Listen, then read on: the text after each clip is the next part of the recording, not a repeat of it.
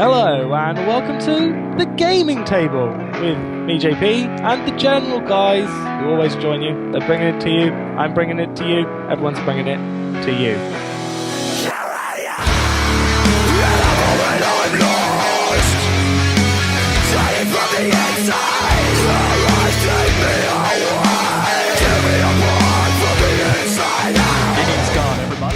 Welcome to the gaming table and the stormscast, everybody. If you don't know who we are, let us introduce ourselves. We are the gaming table, a gaming podcast where we don't only just talk about gaming news, we also talk about movies, music, and even a little bit of military news. And with us today, the stormscast. Why don't you introduce yourself to the world, JP? Chris isn't joining me today, but he's on our channel usually. But I'm JP. I'm the news side. And I also make the videos on YouTube, so there's a plug. There's the first plug. You will see many more. Look forward to them. Yeah, that's the Stormscast. Sleazy advertising. If you are new to the show, please subscribe to us, The Gaming Table, and subscribe to the Stormscast now, because it will turn this weekend job into a full-paying job for the both of us. Be sure to follow us on Twitter at The Gaming Table. The same goes for the Stormscast. At the Stormscast on Twitter. We've also got a Facebook page. Just search us on the internet and you'll find us on many different sites.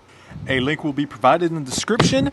Speaking of trolls, sitting with me at the gaming table and the Stormscast table, Aaron, Diego, JP, and of course me, Eric Mejia. Is there anything you bitches would like to say? I'm back. I'm in your pants, eating your It's up poop. to the Stormscast. Go, go, go. Self-promoting. All right, then. So let's press this action button now. Let's get started with some gaming news or some Gamescom. Gamescom press conference in Germany. EA showed off a pre-rendered trailer for Dragon Age 2, set to release March 8th. The sequel to BioWare's epic game revolves around a character named Hawk. No longer a fully customizable Grey Warden, while players may still choose their appearance, gender, and class, Hawk's character is already set in stone. However, this change means that Hawk will be fully voiced just like everyone else, creating much more of an identifiable character. Alright, so Call of Duty Elite, Activision's new social network and stat tracking service that will launch alongside Modern Warfare 3 and work with last year's Call of Duty Black Ops, is largely going to be free to use. But there are very good reasons for investing in Elite. At the wargame maker's Call of Duty XP Gathering, Activision Publishing CEO Eric Hirschberg finally put a price on the premium subscription it plans to offer to Call of Duty Elite members. $50 per year. That's $10 less than the cost of purchasing a year's worth of downloadable map packs at $15 a pop, Hirschberg says, which millions of Call of Duty fans seem content to do annually. Call of Duty Black Ops players have purchased more than 18 million map packs since the game's launch last November. Players who purchase an annual premium membership to Call of Duty Elite will receive every piece of downloadable content for Modern Warfare 3 for the year. Hirschberg said during a press preview at this weekend's Call of Duty XP convention, he estimated 20 pieces of content in all, including map packs, missions for Modern Warfare 3 Spec Ops mode, additional unspecified game modes, and more. Premium Elite subscribers will also get it first and faster, he said. In the past, we offered it 4 times a year, Hirschberg said, of standard Call of Duty map pack releases, typically sold as a bundle every few months. Premium will get it monthly. Maps and other content downloaded via one's Premium Elite subscription will still be yours, even if you let your premium membership lapse. Players won't be required to maintain an ongoing paid subscription, a la Sony's PlayStation Plus, to access their digital goods downloaded through Elite. Premium Elite membership also allow members to take part in daily competitions for virtual and real prizes. iPads, for example. Activision says these competitions aren't just for the pros. Players of all skill levels can take part, they say, with competition matches. Managed and refereed by people 24/7. The premium subscription fee also lets players level up their Elite clans through specific challenges. Leveling up one's clan unlocks virtual items like camouflage for weapons, badges, and name tags, even double XP weekends on a clan-by-clan basis. It also includes video storage capacity 8 times what a free membership offers, access to expert strategy and analysis from the best players in the world, and ability to watch Elite TV, the premium episodic video content being created by Hollywood talent like Will Arnett, Jason Bateman, and Tony and Ridley Scott. Bateman and Arnett will deliver NoobTube, which Hirschberg described as gamers provide the videos, they provide the smack talk. Bring Friday Night Fights to Elite TV, a program built from Modern Warfare 3 game footage. Call of Duty Elite's annual premium membership will cost $49.99 US. According to Activision, players will be able to subscribe via Xbox Live Marketplace and PlayStation Store. Activision also expects to sell Elite memberships at GameStop stores. It will also include 1 year of premium Elite membership to players who purchase the Call of Duty Modern Warfare 3 Hardened Edition. Call of Duty Elite, currently available in beta form as a web-based client, will also come to consoles, Xbox 360 and PS3, and mobile devices, iPhone, iPad, and Android. I got a chance to preview the Elite interface for the Xbox 360, a free downloadable application, I'm told, just like the mobile device versions, and found it identical to the web interface. Elite's mobile apps may feature less functionality than the full-size versions, but Hirschberg promises full compatibility and iOS and Android versions will still be deep and rich. Call of Duty Elite launches wide on November 8th alongside the release of Modern Warfare 3. Also, there's a new Modern Warfare 3 Xbox 360 coming out with 2 controllers, a wireless headset, and a cool-looking Modern Warfare 3 Xbox 360.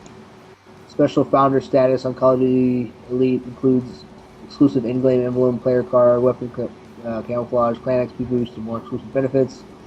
Has a steelbook case, animated timeline theme, Special Ops Juggernaut, Xbox Live outfit, and a limited edition collectible field journal. It has everything just for you, Aaron. Well, here's the thing. Modern Warfare 2 had the night vision goggles, which I have, which are fucking awesome. You can get night vision goggles anytime, I would pursue, per se. Yes, but these weren't issued to me, so I could take them home and play with them. And they work. Making a video game set in a Lego world of children wizards, dark and gritty, that's hard. But that's what the folks that developed Traveler's Tales set out to do with Lego Harry Potter years 5 through 7. Designer Will Evans tells me. Years 5 to 7, that's where the really cool stuff happens. It gets a bit darker, we get to play with the darker side of the story. To show me what he means, Evans drops us into a year 7 of the game, a portion of the Harry Potter end story that features a father and his kidnapped daughter. In the fiction of the movie and book, Harry Potter and his schoolmates are visiting the house of Xenophilius Lovegood, when the eccentric newspaper publisher tries to betray Potter to the Death Eaters, who have kidnapped his daughter. Things are not quite so abrupt in the game. First, Harry and his pals need to knock on the front door, and in classic LEGO game style, you need to find the pieces for the knocker and build it before you can do that. Doing this relatively simple task involves solving some basic puzzles that have you using a spell that sort of turns your wand into a water gun. It also involves casting Lumos, a spell that sort of turns the wand into a glowing flashlight. It's here, with Harry walking around with a glowing wand, that I first noticed just how much better the graphics look in this latest LEGO game. Weather rolls by in the background of the level, smoke drifts from pipes in the rock-shaped house, and the lightning is spectacular. We have new lightning in the game, Evans points out. It's a real dynamic lightning. Lumos looks great. It casts shadows around Harry as he moves. Light shines on his face. So impressive that the developers built entire levels around this new lighting effect just to showcase it. There are plenty of gameplay issues to this latest LEGO title as well. The characters all have lots of spells they can cast. My time with the game and its makers was relatively short, so they tried their best to cram in as much as they could. They showed plenty of new abilities like the Quibbler spectacles that allow you to spot hidden Legos. There's a Defendo spell that allows you to cut into a wall of Lego and create your own pieces on the fly, without needing to worry about shapes or patterns. When the team first started designing this level, they asked their Lego designers to come up with a death figure. The first one that came back was a minifig, but the team wasn't happy with it, so they sent it back. Half an hour later, they came back with a big model made of Lego. This new death had sticks for arms, for legs and arms, skeletal claws for hands, giant tattered wings of Lego, and a long serpentine neck. It's almost vulture-like in its appearance. The Tale of the Three Brothers is a huge part of the game, Evans said, but it's not something you play through all at once. Instead, players will return to the ongoing tale as they make their way through the broader story of Harry Potter's final 3 books. We want to do it justice. The story within a story, while big, is just a small portion of what Evans said is a huge game world. Now you can leave Hogwarts, he said. You can go to Hogsmeade Station, travel to London, you can go into a leaky cauldron, to Diagon Alley. The world itself is absolutely huge. You would think by all those details, you would be creating the game, Aaron. Right. Special guest. Team designer, Aaron. Hey. Yay. The PC version of Modern Warfare 3 is going to support dedicated servers this time around. Yeah! Activision has announced the news at Gamescom today. Well, not today, obviously, because that was like a few weeks ago. A few weeks ago they announced it, according to IGN, finally putting to rest months of speculation. The move's been made to show the publisher is still dedicated to the platform, and to avoid the uproar over the decision not to offer dedicated servers to Modern Warfare 2, last year's Call of Duty entry Black Ops did allow them. Activision has also reportedly expressed concern about cheating on PC, given the open nature of the platform and the company's plan to give away millions of pounds of prizes, as Aaron mentioned, as part of official contests run through Call of Duty Elite. However, it says it's actively working on solutions and won't release the game without ensuring everyone gets to fight fair. Thank you, Activision. Yeah, it's going to be interesting. Dedicated servers on a game like that. EA's game lineup put large smiles on the faces of the Gamescom Awards panel, who voted Battlefield 3 Best of Gamescom. Awarded by the expert jury of national and international media, press and trade representatives, EA took home 4 of the 8 awards given to games of the show. Also scooping Best Console Game, FIFA. EA took home 4 of the 8 awards given to games in the show, also scooping Best Console Game for FIFA 12, Best Online Game for Star Wars The Old Republic, and Best Browser Game for The Sims Social. Sony won Best Hardware or Best Hardware Accessory with the impressive PlayStation Vita, and the Best Mobile Game with Uncharted Golden Abyss. Best PC Game went to Blizzard for Diablo 3, and Warner Brothers Interactive snuck home with the Best Family Game trophy for Sesame Street Once Upon a Monster. Wow. There you go. So that game. yeah, I think it's the best one out of that list. Diablo 3 and Star Wars: The Old Republic and FIFA 12. It's head and shoulders above the rest, quite frankly. But yeah, could this mean that Battlefield 3 is winning the race against Call of Duty Modern Warfare 3? I don't know. I haven't seen any reception yet for what people think of the price of Call of Duty Elite, but who knows? Who knows? Right now, on this weekend and going till September 11th, is the Assassin's Creed Revelations beta, but you can only do it if you're a PlayStation Plus member and if you're one of the select few Uplay members. So, everybody's getting fucked on that. Uh-huh. But you still get to play Assassin's Creed. Red Dead Redemption's getting another free DLC this time, called Myths and Mavericks. It'll be coming out September 13th. It's coming with like a shit ton of multiplayer maps and modes and a shit ton of multiplayer characters.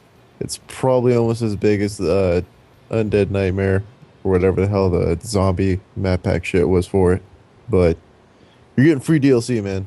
So the developers of LA Noire Team Bondi have gone into administration, seeing as how their so-called claims of shoddy work practices and being literally sued by almost every employee that worked there during the whole development of LA Noire. So we may not see anything from Team Bondi for a while.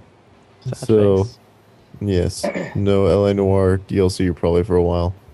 Even though they It's already, been quite a bit. yeah, they've already spit out like a good 6, I think, or some shit.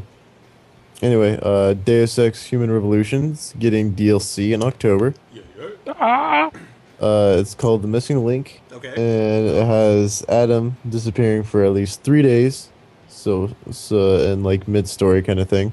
And says after being tortured by Bell Tower agents and having his augmentations disabled, Adam Jensen must rely solely on his basic capabilities to escape from a freighter destined for an unknown location.